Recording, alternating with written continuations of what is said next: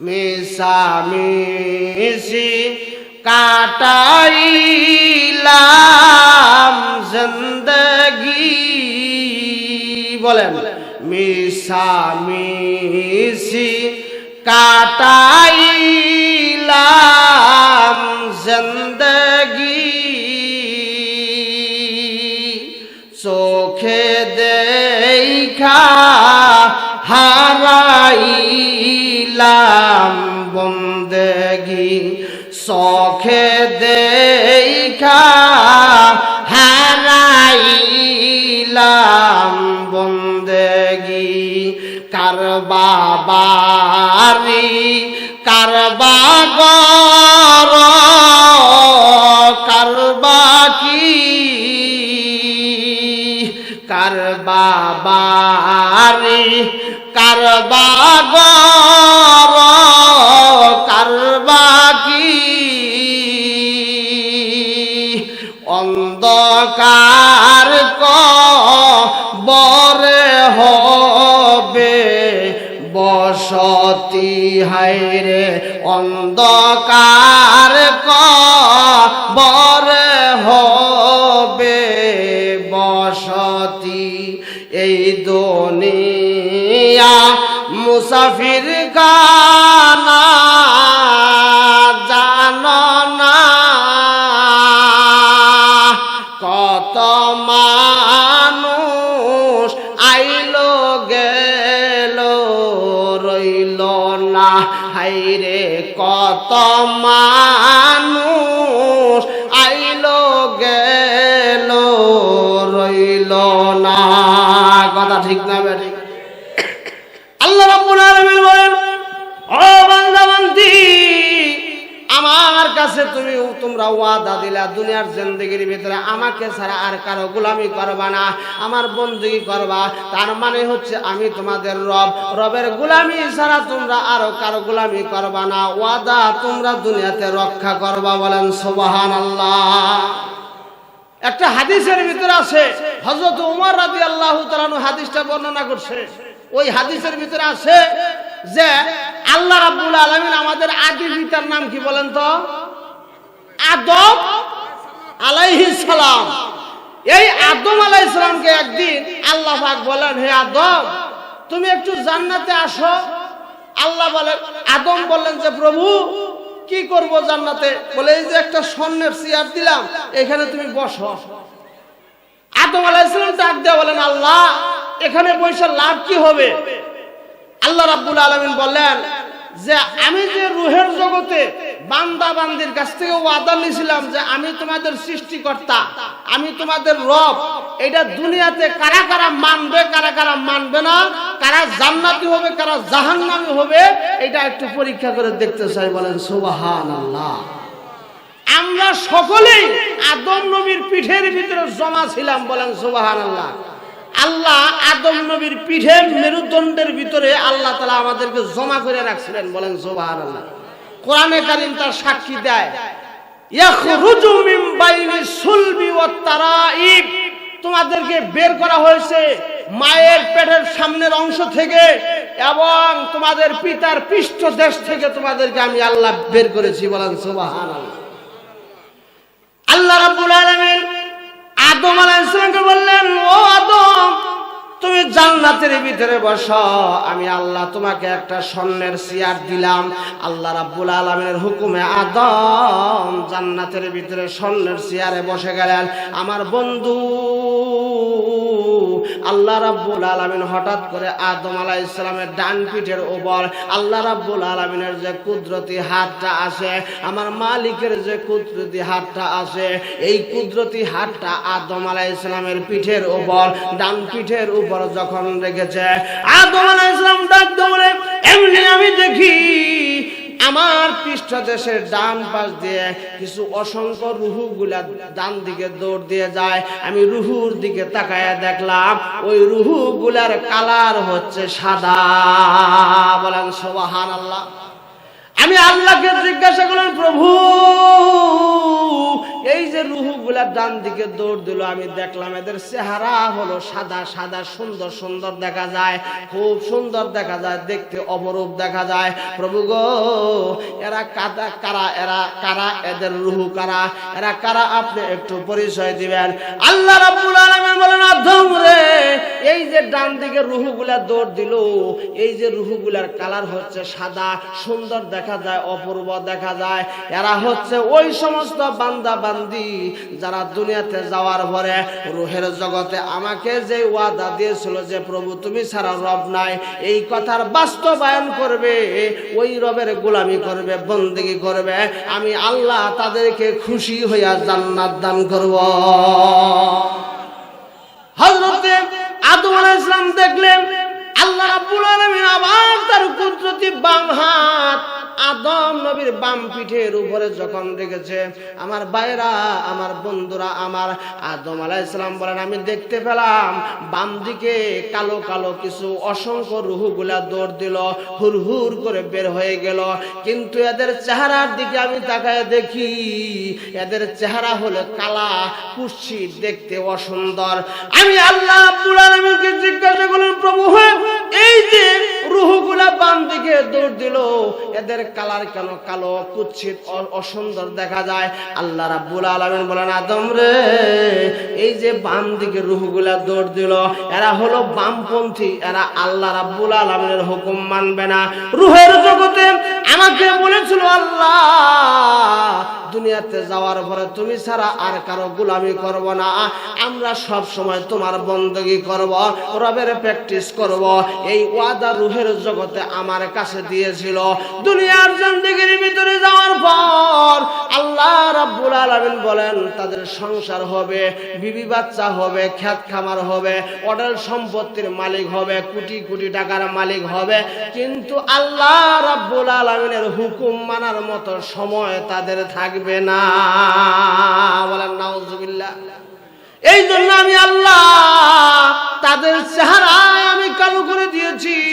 এখন থেকেই বোঝা যায় এরা দুনিয়াতে যাওয়ার পরে আল্লাহর হুকুম মানতে পারবে না, নবীর তরিকায় তারা চলতে পারবে না। আমি তোমাকে প্রমাণ দিয়া দিলাম, এই সমস্ত বান্দা বান্দি 60 থেকে 70 বছর হায়াত দুনিয়ার ভিতরে নষ্ট করে আসবে, অবশেষে আমি আল্লাহ তাদেরকে জাহান্নামের দরিয়ায় ফেলে দিব। বলেন নাউজুবিল্লাহ। তাহলে আমরা রুহের জগতে কিসের ওয়াদা দিছি?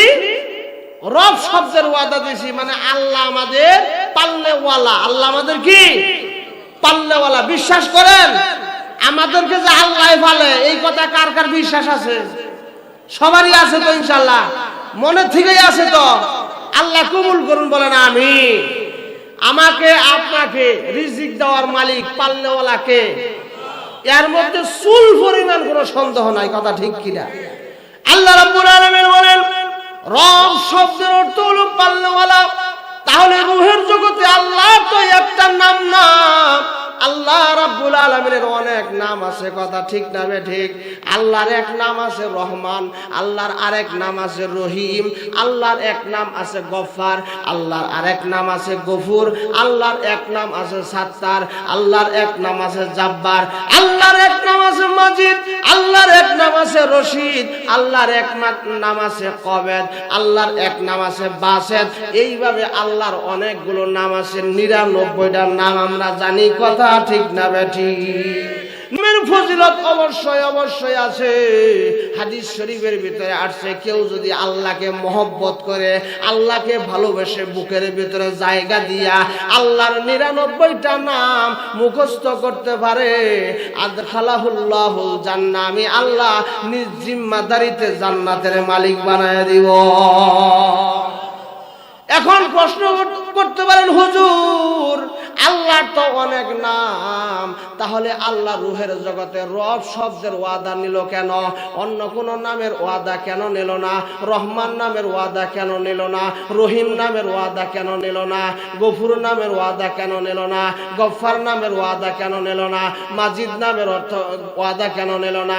কারিম নামের ওয়াদা কেন নিল না? এই প্রশ্ন আপনাদের জাগতে পারে। আল্লাহ রাব্বুল আলামিন বলেন আমার যত নাম আছে, যত নামের যত ফজিলত আর বরকত আছে, আমি আল্লাহ রাব্বুল আলামিন সমস্ত নামের ফজিলত এবং অর্থ উপকারিতা আমি আল্লাহ রব শব্দের ভিতরে ঢুকাইয়া দিছি। রব শব্দের ভিতরে সব অর্থ আছে। এই জন্য আল্লাহ পাক বলেন রূহের জগতে অন্য নামের ওয়াদা না নিয়া রব নামের ওয়াদা নিয়েছি, বলেন সুবহানাল্লাহ। এই জন্য আল্লাহ রাব্বুল আলামিন বলেন পবিত্র কালামুল্লাহ শরীফের ভিতরে 114 খানা সূরা আছে। এই 100 খানা 14 খানা সূরার ভিতরে একটা সূরা খুব ফজিলতপূর্ণ সূরা। এই সূরাটা আমরা সকলেই জানি, সবারই মুখস্থ আছে। এই সূরা ছাড়া কোনো বান্দা বান্দি 1 রাকাত নামাজ পড়াও সম্ভব না। ওই সূরাটার নাম কি বলে?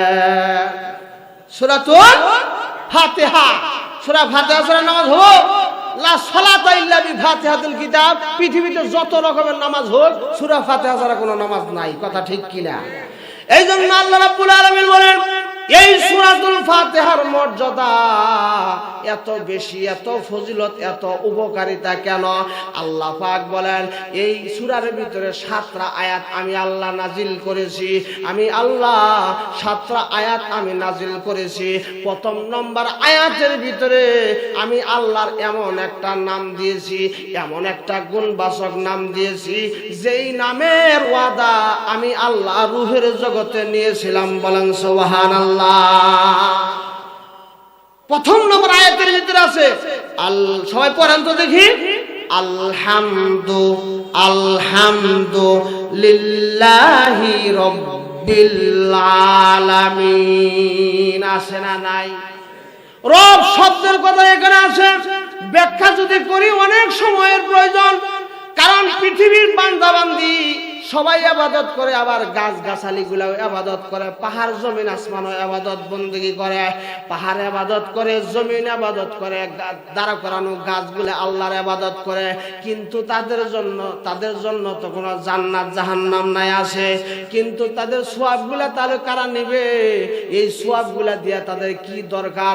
আল্লাহ পাক বলেন নামাজের ভিতরে দাঁড়াইয়া এই সূরা ফাতিহা যদি কেউ তেলাওয়াত করে, আমি আল্লাহ পৃথিবীর যত গাছ গাছালি, যত পাহাড় পর্বত, নদী নালা, চন্দ্র সূর্য, বৃক্ষরাজি, যত ইবাদত আছে, সমস্ত মাখলুকাতের তাসবির নেকিগুলো ওই দাঁড়ায় সূরা ফাতিহা পড়নেওয়ালার আমল নামায় আমি আল্লাহ দান করে দেই।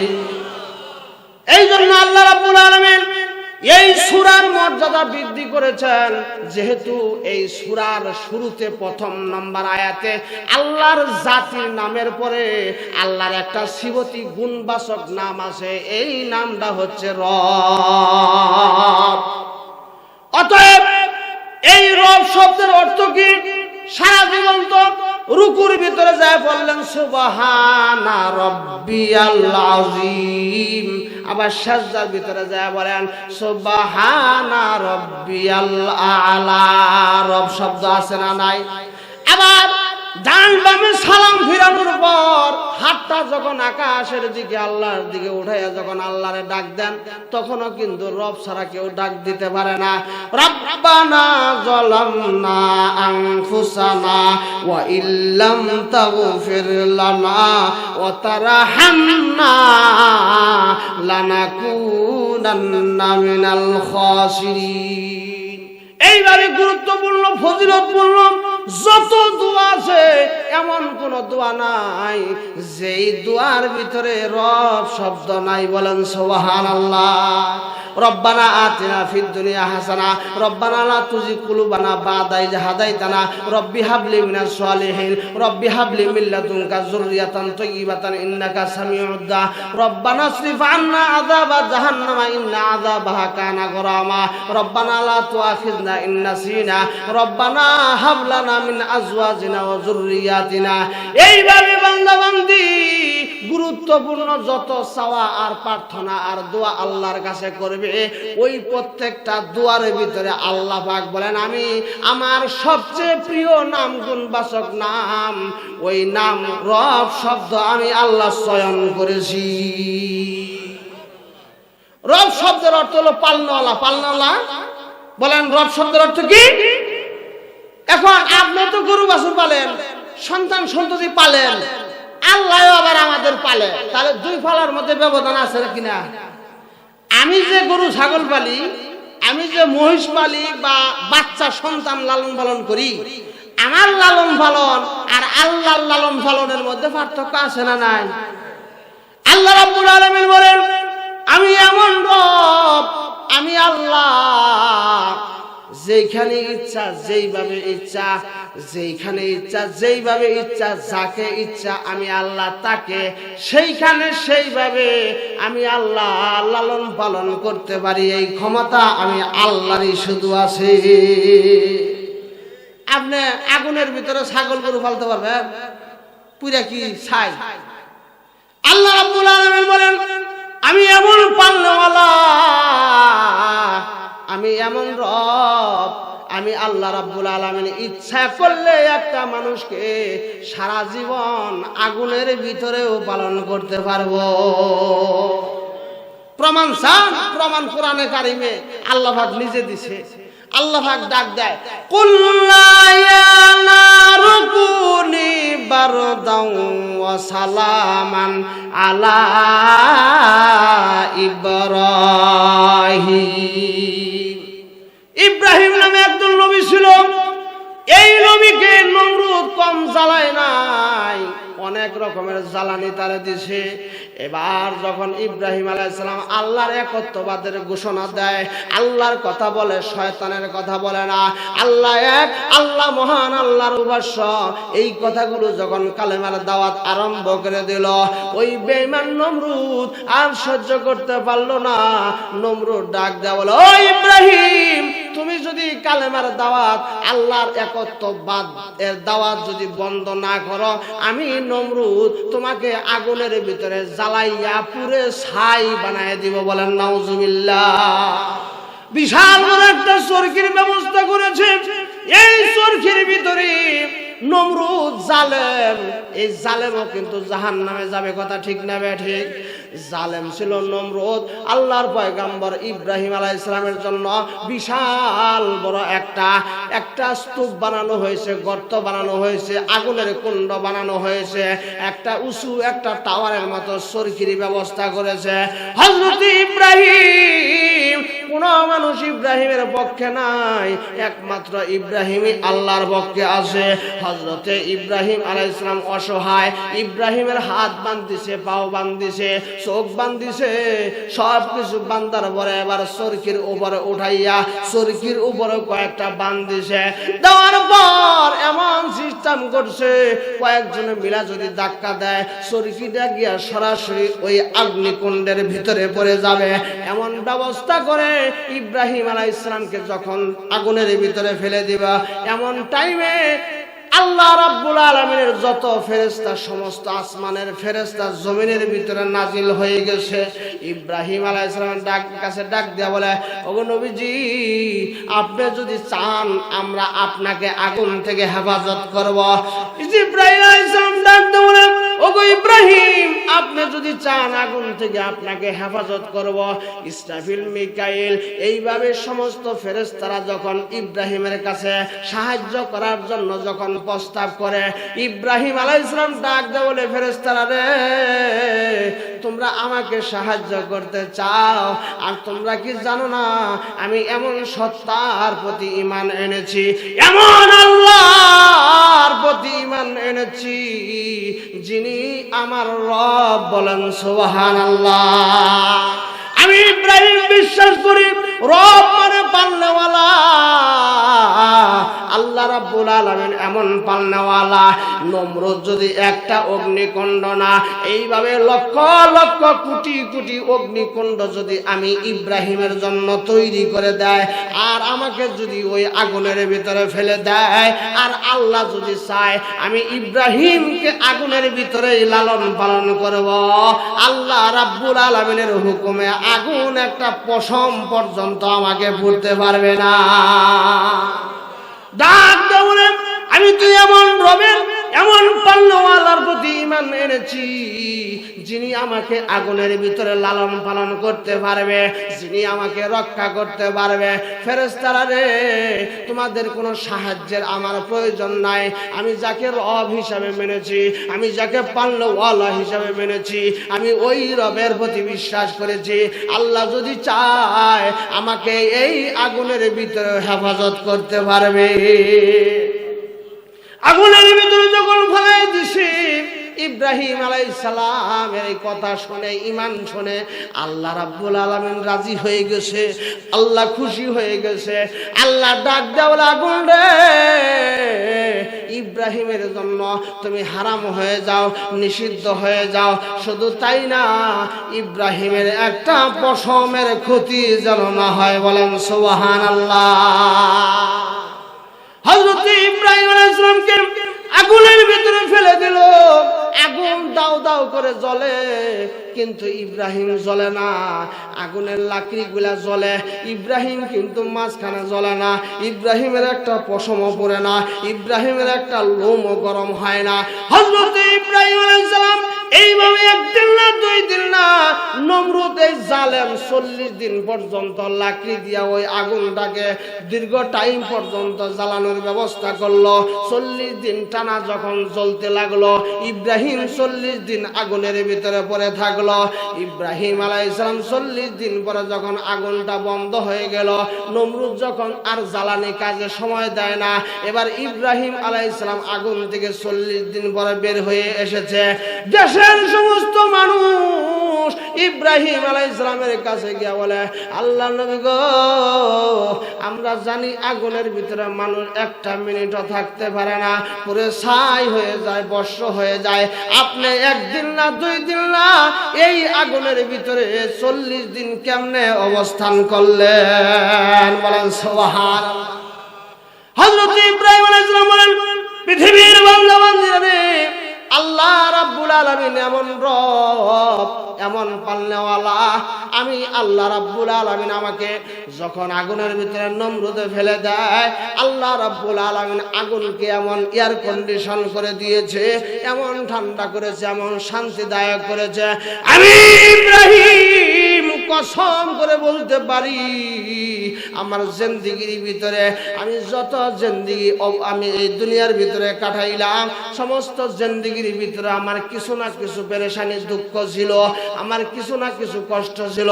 কিন্তু আল্লাহর কসম করে বলি, আমি যতদিন এই আগুনের ভিতরে ছিলাম, আল্লাহর কসম করে বলি, এই পৃথিবীর ভিতরে আমি সবচেয়ে আনন্দে ছিলাম।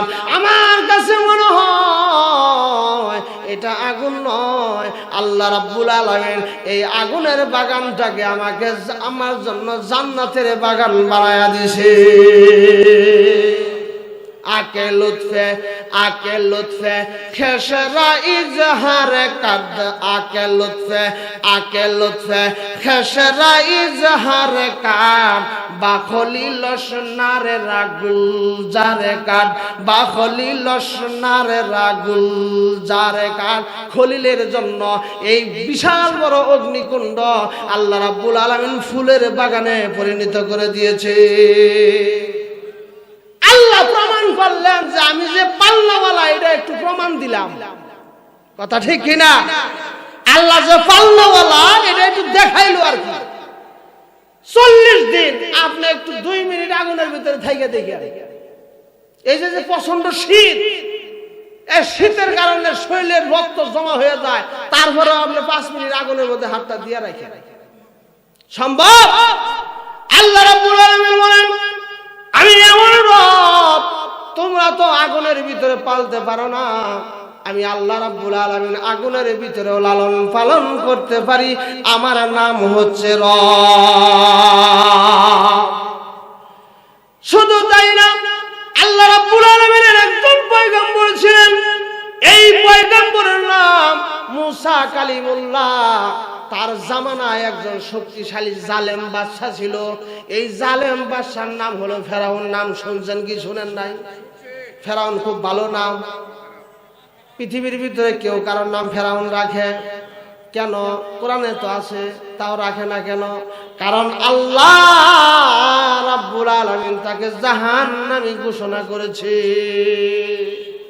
ফেরাউন তার কাছে এক গণক এসে গণক ফেরাউনের কাছে আইছে, আয়া কয় আমি স্বপ্নে দেখলাম যে এই যে অমুক এলাকার থেকে একটা নবজাতক সন্তান জন্মগ্রহণ করবে, আর এই সন্তানটা বড় হইয়া সে এই দেশের প্রেসিডেন্ট হবে, বাচ্চা হবে, আপনার রাজত্বগিরি আর থাকবে না, নষ্ট করে দিবে। বলেন নাউজুবিল্লাহি মিন জালিক। যখন ফেরাউন এই কথা শুনছে তার তো ঘুম হারাম হয়ে গেছে। হায় হায়, আমি দাবি করছি আমি হইলাম সবচেয়ে বড় আল্লাহ, আনা রব্বুকুমুল আলা, আমি সবচেয়ে বড় আল্লাহ, আমার উপর দিয়া রাজত্ব করবে, প্রেসিডেন্টগিরি করবে, এটা হতে পারে না। অতএব আজকে থেকে একটা কাফেলা বানাইলাম, এই কাফেলার ডিউটি হলো তারা প্রতিদিন ওই এলাকায় যাবে, যাওয়ার পরে দেখবে কোন নবজাতক ছেলের সন্তান ভূমিষ্ঠ হয়েছে কিনা, যদি হয়ে থাকে সঙ্গে সঙ্গে ওখানে হত্যা করে দিবে। বলেন নাউজুবিল্লাহ। ফেরাউন কাফেলা বানাইলো, হত্যা করার জন্য মিশন চালু করে দিল। একটা ছেলের সন্তান পৃথিবীর জমিনে আর আসতে দিবে না। কাফেলা চলে গেল তল্লাশি দেওয়ার জন্য। আল্লাহ রাব্বুল আলামিন চাইলেন আমি এই সময় আমার পয়গম্বর মুসা কালিমুল্লাহকে আমি এই গোত্রের ভিতরে নাজিল করব। ফেরাউনের বাহিনী চলে গেছে এলাকার ভিতরে, যদি কোথাও ছেলে সন্তান পায় নবজাতক, সঙ্গে সঙ্গে তাকে বন্দি করে ফেলে অথবা সঙ্গে সঙ্গে তাকে হত্যা করে ফেলে। এবার আল্লাহ রাব্বুল আলামিন ইমরানের ঘরে একটা সন্তান দিবে আল্লাহ, তার নাম হলো মুসা কালিমুল্লাহ। এই মুসা কালিমুল্লাহ এখনো দুনিয়াতে আসে নাই। ইমরানের বিবির পেটের ভিতরে গর্ভধারণ করতেছে। এমন সময় ওই মুসার মা যখন খবর পায় ফেরাউন বাহিনী হত্যা করার জন্য একটা বাহিনী তৈরি করছে, ফেরাউন যদি জানে আমার পেটের ভিতরে আল্লাহর পয়গম্বর মুসা আছে, তাহলে তো ভূমিষ্ঠ হওয়ার সঙ্গে সঙ্গে সঙ্গে তাকে হত্যা করে দিবে, আমার কলিজার টুকরা সন্তানটাকে আমি আর পাবো না। এই জন্য খুব গোপনে গোপনে পেটটাকে, তার গর্ভকে আড়াল করে সে 10 মাস 10 দিন অতিবাহিত করেছে। 10 দিন অতিবাহিত করার পর যখন ওই মুসা কালিমুল্লাহকে মুসার মা ভূমিষ্ঠ করে ফেললো, এবার যখন ফেরাউন বাহিনী আবার তল্লাশি দেওয়ার জন্য এলাকার ভিতরে যখন ঢুকে পড়ছে, মুসার মা যখন খবর পায় যে ফেরাউন বাহিনী এলাকার ভিতরে ঘুরেছে, ঢুকে পড়েছে, না জানি আমার সন্তানটাকে আজকে হত্যা করে দিবে, আমার কলিজা টুকরা সন্তানকে আমি আর রক্ষা করতে পারবো না। এবার আল্লাহ রাব্বুল আলামিনের দরবারে হাত তুলে মুনাজাত করে, প্রভু তুমি তো আমার রব, তুমি আমার পালনেওয়ালা, তুমি আমার রব। বলেন জোরে বলেন, তুমি আমার রব, তুমি তো আমার পালনেওয়ালা। প্রভু গো তুমি তো পালনেওয়ালা। এই যে ফেরাউন বাহিনী এসেছে আমার সন্তানটাকে হত্যা করে দেওয়ার জন্য, ও আল্লাহ তুমি আমাকে মহব্বত করে সন্তানটা দিলা, আবার তুমি আমার সন্তানটাকে তুমি নিয়ে যাওয়া।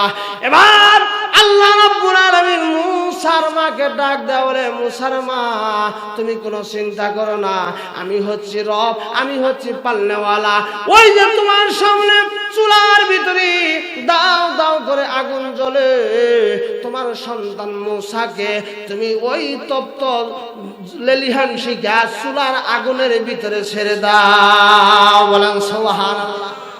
মুসার মা চোখের পানি ছেড়ে দিয়ে আল্লাহ রাব্বুল আলামিনকে বলে, প্রভু আমার সন্তানকে ফেরাউন বাহিনী আমার সামনে হত্যা করবে, এটা আমার কলিজায় সহ্য হবে। মাবুদ গো আমার নিজের সন্তান ভূমিষ্ঠ হওয়া সন্তান, আমার কলিজা টুকরা সন্তানকে আমি নিজ হাতে আগুনের ভিতরে কেমনে ফেলে দেই, এটা আমার কলিজায় সহ্য হবে না, বরদাস্ত হবে না। এইভাবে যখন আল্লাহ রাব্বুল আলামিনকে ডাক দিয়েছে, আল্লাহ রাব্বুল আলামিন ডাক দেয়া, বলে মুসার মা তুমি কি জানো না আমি রব, আমি পালনেওয়ালা, আমি ইচ্ছা করলে মানুষকে আগুনের ভিতরেও পালতে পারি, আগুনের ভিতরেও হেফাজত করতে পারি। যেহেতু আমার নাম হচ্ছে রব, আমার নাম হচ্ছে প্রতিপালক, পালনেওয়ালা, অতএব ও মুসা তুমি ও মুসার তুমি কোনো চিন্তা করো না, চুলার ভিতরে ফেলে দাও, ফেলে দেওয়ার দায়িত্ব তোমার। আর মূসাকে আগুনের ভিতরে লালন পালন করার দায়িত্ব আমার। বলেন সুবহানাল্লাহ। চুলার ভিতরে ফেলে দিছে, হঠাৎ করে ফেলে দেওয়ার পরে দূরে সরে গেছে, ফেরাউন বাহিনী ঢুকে পড়েছে। আগুনের ভিতরে কি কোনো সন্তান খুঁজতে কেউ যাবে কিনা? কেউ যাবে না। ওখানে আগুন জ্বলতেছে, বাজে, ওখানে তো কোনো সন্তান থাকার কথা না। অতএব ফিরে এসেছে, এই বাড়িতে কোনো সন্তান নাই। মুসার মা সঙ্গে সঙ্গে একটা চুলার আগুনের দিকে দৌড় দিয়েছে। না জানি আমার সন্তান কলিজার টুকরারা এতক্ষণে পুরো ছাই হয়ে গেছে। হযরতে মুসার মা সাক্ষী দেয়, আমি যখন চুলার কাছে গেলাম, চুলার কাছে গিয়া দেখি চুলার আগুন আগের মতোই আছে, বরং আগের চেয়ে আর বেশি চুলার আগুন জ্বলে। কিন্তু ওই আগুনের ভিতরে আমার কলিজার টুকরা আল্লাহর পয়গাম্বর মুসা পয়গাম্বর খিলখিল করে হাসতেছে। বলেন সুবহানাল্লাহ। আল্লাহ পাক বলেন, আমি সব জায়গায় লালন পালন করতে পারি, এই ক্ষমতা আমার আছে। পানির ভিতরেও লালন পালন করতে পারে। হযরত ইউনূস আলাইহিস সালামকে পানির ভিতরে 40 দিন রাখছিল, মাছের পেটের ভিতরে। কে রাখছিল? আল্লাহ পাক বলেন, সমুদ্রের গভীরে রাতের অন্ধকারে মাছের পেটে 1 লাখ 2 লাখ 40 দিন আমি লালন পালন করেছি। এর নাম হচ্ছে আমার রব, আমি হচ্ছি রব। বলেন সুবহানাল্লাহ। এরই নাম হচ্ছে রব। এই জন্য আমি পালতে পারি সব জায়গায়। পালনেওয়ালা একমাত্র কে? 5 মিনিটের ভিতরে আমি আলোচনা শেষ করতেছি। আলোচনা অনেক লম্বা ছিল, আমি খাটো করে নিয়ে আসি। এখন আপনাদের একটা প্রশ্ন করি, যে এই যে রব আল্লাহর কাছে ওয়াদা দিলাম, এই ওয়াদাটা আমরা হেফাজত করব, রক্ষা করব কিভাবে? তার অনেক পদ্ধতি আছে, অনেক মাধ্যম আছে। তার মধ্যে সর্বোত্তম মাধ্যম, আল্লাহর ওয়াদা রক্ষা করার সর্বোত্তম মাধ্যম হলো নামাজ। বলেন সুবহানাল্লাহ। কিভাবে? 5 ওয়াক্ত নামাজের ভিতরে সকালবেলা 4 রাকাত নামাজ, ফজরের 2 রাকাত নামাজের ভিতরে প্রথম রাকাতে যখন দাঁড়ায় যাবেন, আপনি একটা সূরা পাঠ করবেন। ওই সূরার নাম হলো সূরাতুল ফাতিহা। ওই সূরাতুল ফাতিহার ভিতরে আপনি তেলাওয়াত করবেন আলহামদুলিল্লাহি রাব্বিল আলামিন। রব শব্দ আছে না নাই? এবার যখন রুকুতে যাবেন, রুকুতে যেয়ে বলবেন সুবহানা রাব্বিয়াল আজিম, সুবহানা রাব্বিয়াল আজিম, সুবহানা রাব্বিয়াল আজিম 3 বার। তাহলে ওই সূরা ফাতিহার ভিতরে রব উচ্চারণ করলেন 1 বার। আবার রুকুর ভিতরে গিয়ে আপনি রবের স্বীকৃতি দিলেন 3 বার। আবার যখন ইমাম সাহেব মাথা উঠায় দেয়, দাঁড়ায় যাবেন, তখন বলবেন রব্বানা লাকাল হামদ। এখানে রব তার মানে 5 বার। আবার যখন সাজদায় যাবেন, প্রথম সাজদায় 3 বার সুবহানা রাব্বিয়াল আলা, সুবহানা রাব্বিয়াল আলা 5 বার। আর 6 বার, এক রাকাতে 11 বার। আপনি প্রত্যেকটা রাকাতে আপনি 11 বার রবের স্বীকৃতি দিলেন। এবার দ্বিতীয় রাকাতে আপনি 11 বার রবের স্বীকৃতি দিলেন। 2 রাকাতে হলো 22 বার। আবার যখন ফরজ আরম্ভ করবেন ফজরের ফরজের ভিতরে 2 রাকাতে 22 বার। এই তো 4 রাকাতে মোট 44 বার। 44 বার দিনের শুরুতে আপনি রবকে রব বলে স্বীকার করলেন, আর বুঝালেন প্রভু হে, রূহের জগতে তোমার কাছে ওয়াদা দিয়ে এসেছিলাম, ওই ওয়াদার বাস্তবায়ন আমি নামাজের মাধ্যমে করে দিলাম। বলেন সুবহানাল্লাহ। এবার যখন জোহরের নামাজ আসবে, জোহরের নামাজে 4 রাকাত সুন্নাত। 4 রাকাতের ভিতরে প্রতি রাকাতে যদি 11 বার হয়, 4 রাকাতে কয় বার? 44 বার আপনি রবের স্বীকৃতি দিলেন। আবার যখন ফরজ আরম্ভ হবে, 4 রাকাত ফরজের ভিতরে 44 বার আপনি রবের স্বীকৃতি দিলেন। 2 রাকাত সুন্নতের ভিতরে 22 বার রবের স্বীকৃতি দিলেন। এবার আসরের নামাজ আসলো, আসরের নামাজ 4 রাকাতের ভিতরে 44 বার রবের স্বীকৃতি দিলেন। এবার মাগরিবের নামাজ আসলো, মাগরিবের নামাজে 3 রাকাতে আপনি 33 বার রবের স্বীকৃতি দিলেন। 2 রাকাত সুন্নতের ভিতরে 22 বার রবের স্বীকৃতি দিলেন। এবার এশার নামাজ আসলো, এশার নামাজের ভিতরে 4 রাকাত নামাজের ভিতরে আপনি 44 বার রবের স্বীকৃতি দিয়েছেন, রবের ওয়াদা আপনি রক্ষা করেছেন। এবার 2 রাকাত সুন্নতের ভিতরে 22 বার, আবার 3 রাকাত বেতরের ভিতরে 33 বার।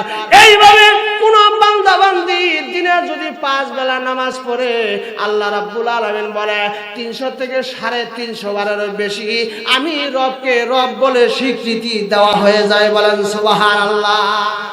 এখন প্রশ্ন হলো, মানুষ তো মারা যায়, কিন্তু কোন টাইমে মারা যায়? একটা মানুষ যদি মারা যায়, হয়তো সে ফজরের নামাজের পরে মারা যাবে, তা না হয় জোহরের পরে, তা না হয় আসরের পরে, তা না হয় মাগরিবের পরে, তা না হয় এশার পরে। এছাড়া কি কোনো টাইম আছে কি? এছাড়া আর কোনো সময় নাই।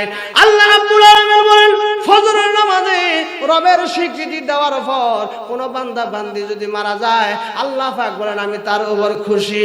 জোহরের নামাজ পড়ে যদি কোনো বান্দা বান্দি মারা যায়, আল্লাহ পাক বলেন জোহরের নামাজে রবের স্বীকৃতি দিছে, আমি আল্লাহ তার উপর রাজি খুশি। আসরের নামাজের পরে যদি মারা যায়, আল্লাহ পাক বলেন আসরের নামাজে রবের স্বীকৃতি দিয়েছে, আমি আল্লাহ তার উপর খুশি। মাগরিবের নামাজের পরে যদি মারা যায়, আল্লাহ পাক বলেন মাগরিবের নামাজে রবের স্বীকৃতি দিয়েছে, আমি আল্লাহ তার উপর খুশি। এশার নামাজের পরে যদি মারা যায়, আল্লাহ পাক বলেন এশার নামাজে রবের স্বীকৃতি দিয়েছে, আমি আল্লাহ খুশি হইয়া আমি আল্লাহ তাকে জান্নাতি ঘোষণা করে দিলাম। এর পরে নামাজের পরে তো আরো আছে, হাত তুলাই রব্বানা যালামনা আনফুসানা, এখানেও রব শব্দ আছে। আল্লাহরে ডাকতেছেন রব বলে, রব্বির হামহুমা কামা রব্বায়ানি সগীরা রব্বানা লা তুআখিযনা। এইভাবে আপনি যদি দোয়া করতে থাকেন, প্রত্যেকটা দোয়ার ভিতরে আল্লাহ রাব্বুল আলামিন কুরআনুল কারীমের যে দোয়াগুলো শিখাইয়াছেন, প্রত্যেকটা দোয়ার ভিতরে আল্লাহ মহব্বত করে রব শব্দ চয়ন করে দিয়েছেন। এই জন্য আল্লাহ রাব্বুল আলামিন বলেন, যদি এই নামাজের মাধ্যমে রবের ওয়াদা মাইনা যারা কবরে যাইতে পারবে, আল্লাহ পাক বলেন মৃত্যুর সময় 3টা পুরস্কার দেব। 1 নম্বরে কোনো ভয় নাই, 2 নম্বরে চিন্তা নাই, 3 নম্বর জান্নাতের সুসংবাদ নিয়ে যাও। বলেন সুবহানাল্লাহ। কবরের ভিতরে যাওয়ার পরে সওয়াল জবাব যখন হবে, আল্লাহ পাক বলবে এই রবের স্বীকৃতি দিছিল, আবার রবের ওয়াদা ঠিকও রাখছে, ওয়াদা রক্ষাও করছে, আমি আল্লাহ খুশি। নিজ জিম্মাদারি দিয়া আমি তার সওয়ালের জবাব দিয়া দিলাম।